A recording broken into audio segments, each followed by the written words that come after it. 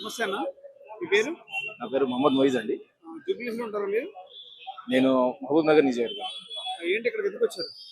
ఇక్కడ ఎందుకు వచ్చామంటే రాష్ట్ర ప్రభుత్వం చేస్తున్న మంచి సంక్షేమ పథకాలు, అలాగే నవీన్ అన్న ఎమ్మెల్యే కాకముందే చాలా పెద్దగా ఒక సోషల్ వర్కర్, సామాజిక కార్యకర్త. ఎమ్మెల్యే కాకముందే ఎమ్మెల్యే లాంటి పనులు చేసిన నవీన్ అన్న మరి ఎమ్మెల్యే అయితే ప్రజలకు ఇంకా మంచి కార్యక్రమాలు చేసి ఈ నియోజకవర్గానికి రాష్ట్రంలో ఒక మంచి నియోజకవర్గంగా మంచిగా దోహదపడతారని అందుకోసం మేము ఇక్కడ వచ్చి చూడడానికి. పథకాల మీద ఎవరికి వ్యతిరేకం ఉంది? పథకాల మీద ఎవరికి వ్యతిరేకం ఉందంటే బీజేపీకి ఉంది. బీజేపీకి బి టీమ్ లా పనిచేస్తున్న బీఆర్ఎస్ కి ఉంది. ఈ రోజు మనం గమనించినట్టయితే రాష్ట్రంలో ఉన్న మహిళలు, రాష్ట్రంలో ఉన్న ప్రజలు 200 యూనిట్ కరెంటు వస్తే బీజేపీ ప్రజలు బిల్లు కట్టుకోలేక చాలా మంది వెయిట్ చేస్తుండే. ఈ రోజు బిల్ ఫ్రీ ఉంది. ఈ రోజు రాష్ట్రంలో తెలంగాణ నుంచి, ఇక్కడ నుంచి, దక్షిణం నుంచి ఎడమవైపు చూసినా అక్కడ వెళ్ళడానికి కూడా ఫ్రీ బస్సు సౌకర్యం కల్పించింది. కానీ ఈ రోజు బీఆర్ఎస్ వ్యక్తులు, బీఆర్ఎస్ లీడర్లు అనుకుంటున్నారు ఈ రోజు బస్సులో ఎక్కే మహిళలకి ఇది ఎట్లయినా కట్ చేసి వాళ్ళకి నష్టం కలిగించాలని వ్యతిరేక చేసి ఎటువంటి అపోహాల్లాగా ఫేక్ న్యూస్లు ప్రచారం చేసి ప్రజలకు నష్టం కలిగేలా మాట్లాడుతున్నారు. అంటే వీటిపైన కూడా రౌడీ షీటర్ అంటూ ఉన్నారు. తర్వాత ఎవరి మీద ఉంది? ఏ కేసులో చెప్పండి. ఈ రోజు ఓన్లీ ఫేక్ న్యూస్. బీఆర్ఎస్ దగ్గర ఉన్నది ఒకటి హస్తం.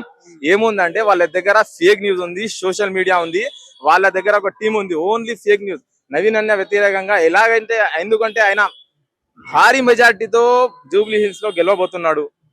అది కడుపు నొప్పి ఉండగా ఇలాంటి ప్రచారాలు చేస్తున్నారు. సర్వేలో కూడా చూస్తుంటే కాంగ్రెస్ ప్రభుత్వం వెనకబడిపోయిందని చెప్తున్నారు కదా బీఆర్ఎస్. తప్పు అండి. ఇక్కడ జూబ్లీ హిల్స్ గడ్డ మీద వచ్చి ఎవరెవరైతే ఇలాంటి ప్రచారాలు చేస్తున్నారో జూబ్లీ హిల్స్ గడ్డ మీద రాండి. ఒక రోజు ఒక గంట తిరిగి చూడండి. ఎవరు నోట చేసిన పిల్లగాలైనా పెద్దలైనా ప్రతి ఒక్కరు నవీన్ అన్న ఆయనని ఎలాగైనా గెలుచుకోవాలని కోరుకుంటున్నారు. నమస్తే అన్న. మీ పేరు? మహేష్ అన్న.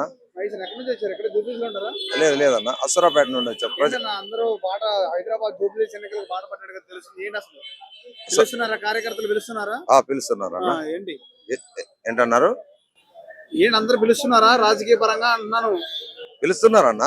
పిలిస్తేనే కదా అందరం నుండి వచ్చింది ఎలక్షన్ చేసుకోవడం. ఇప్పుడు కాంగ్రెస్ పార్టీ అభిమానులు ఎక్కడి నుండి మన పాపం చిన్న వయసు అయిన సేవకుడు, ఆయనకు సాయం చేయాలనే ఉద్దేశంతో మేము 200 కిలోమీటర్ల దూరం నుండి వచ్చి ప్రచారం చేయడానికి అభిమానం ఉండబట్టి, అన్న కూడా గెలుస్తారని ఒక కోరిక అనుభవం ఉంది కాబట్టి అంత దూరం నుండి వచ్చినాము. ఏ విధంగా చూస్తుంది? కాంగ్రెస్ ప్రభుత్వం చాలా వ్యతిరేకత ఉంది, పథకాల మీద హైడ్రా మీద అంటున్నారు కదా, మరి మీరు ఏమన్నా అది చెప్పుకోవడానికే కానీ ప్రజల్లో లేదన్నది వాస్తవంగా. హైడ్రా వచ్చి సంవత్సరం దాటిపోయింది. దాని ఫస్ట్ లోనే ఏమన్నారు, ఫస్ట్ లో అన్నోళ్లే మళ్ళీ తర్వాత ఏమన్నారు బాగుందన్నారు. ఇవన్నీ ఏంటంటే కథలు, ప్రతిపక్షాలు పుట్టించుకునే ఈ కథలు తప్ప ఇందులో ఏమి నిజం లేదన్న అసలు వాస్తవంగా. నవీన్ అన్నకైతే నెంబర్ 1, అన్నకైతే మంచి నెంబర్ 1 ఉందన్న. మొత్తం ఎక్కడికి వెళ్ళినా కూడా ప్రమాదం పడుతున్నారు. ఎక్కడికి వెళ్ళినా మేము హస్తం గుర్తుకు వేస్తాం. పరిపాలన బాగుంది. మీరు ఇచ్చిన పరిపాలనలో వచ్చిన పథకాలు కూడా ప్రతి ఇంటికి చేరుతున్నాయి. దానివల్ల మేము లబ్ధి పొందుతున్నాం. అన్ని పథకాలు ఇచ్చారా లేదనేది మేమైతే క్వశ్చన్ మార్క్ గా మీకు చెప్పలేము. కానీ మా ప్రభుత్వం వచ్చిన తర్వాత మేము చేయవలసినవి అయితే ఒరిజినల్ గా చేసామనేది ఒక నమ్మకం. 6 పథకాల్లో 5 పథకాలే చేయగలిగినాం. ఒక పథకం మిగిలింది. ఇప్పుడు ఇచ్చినవన్నీ మీకు ఐడియా ఉంది. ఒక పథకం ఏంటంటే ఈ ఆడబిడ్డలకి ఇచ్చే 2500 మాత్రం ఆగి ఉంది. అది కూడా పరిచాలనలో ఉంది. అది కూడా పెంచారు అంటే కొంత టైం పట్టిద్దన్న. 2 సంవత్సరాలు అయింది వచ్చింది. అప్పుడే ఇప్పుడు కేసీఆర్ 10 ఏళ్ళ నాడు వేల కోట్లు, లక్షల కోట్లు అప్పు చేసిపోయిండు. దాన్ని పూడ్చడానికి నానా ఇబ్బందులు పడుతుంది ప్రభుత్వం.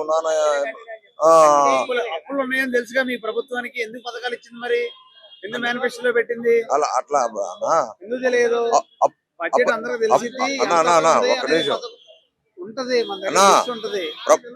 ముసుగు దొంగలేసుకుని కూర్చునేది కాదు కదా. అట్లేమి అనుకోవద్దన్నా. ఇప్పుడు ప్రజలు ఇచ్చిన తీర్పు కానీ మేము ఇచ్చామో లేకపోతే మీరు ఇచ్చారో అని చెప్పి అనేది కాదు. ఇది ప్రజలు ఇచ్చిన తీర్పు. ఆయన అనుకూలంగా లేడు కాబట్టి ఆయన మా ఇంటికి పంపించి ఇంకో వాళ్ళని తెచ్చుకున్నారు. వాళ్ళే ప్రజలు తెచ్చుకున్నారు. ఆ ప్రజలు తెచ్చుకున్న దాంట్లో భాగంగానే ఈ రోజు మేము కూడా ప్రచారం చేయడానికి సరిపోతున్నాం. ఏం చేద్దాం, ప్రజలకు ఇచ్చావా లేదా, మనం చేసింది మనం చెప్పుకోవడానికి తప్పేంటి అని చెప్పి కాంగ్రెస్ నవీన్ ఎలా 50,000తో గెలుతారన్న పక్కా.